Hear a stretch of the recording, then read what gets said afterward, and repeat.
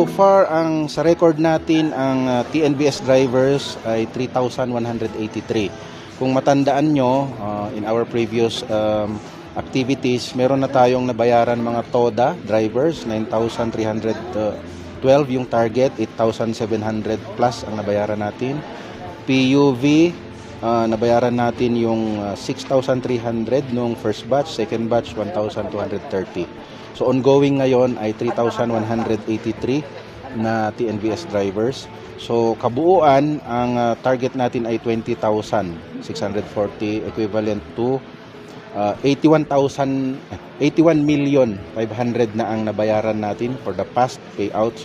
For this time, 15 million plus yung target natin na i-payout for today. So nandito na ka naman sa Sala. Maganda naman, meron ng konting kabuluhan sa pila kasi yun nga, meron mga mas maaga pa. Actually, mga madaling araw nandito na sila. So, okay naman, naging smooth naman. May mga konting problema lang pero as of now, okay na. Bali, hindi naman masyadong maano yung process kasi yung from your driver license, ang gagawin mo doon is xerox mo siya ng tatlo, then mayroon kang pirma na tatlong pirma din.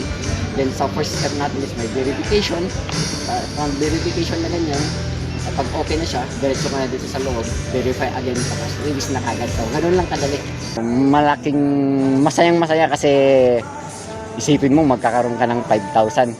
At saka tulong na rin yun sa family. At saka yung kan na yun is kumbaga yung nararamdaman natin yung tulong ng government sa atin na meron palang mga ganito. Naapektuhan kami kasi kung dati ang na ko-consume namin sa pang-araw-araw nasa 300 to 400, ngayon dumodoble siya yung yung presyo. Di ba nakita niyo naman nun tumaas yung presyo ng kwan. So apektado yung kita namin. So imbis na yung pera na income namin is mapupunta sa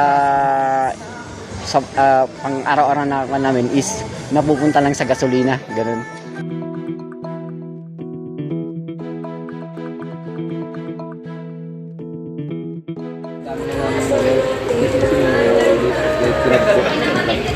Dami kahit mga nakain. Bali parang yung mga bago na yung priority. Kaya kami mga luma, ang laban ko may pera ka rin. Hindi kami kung mga hindi namin sa pagkaganon.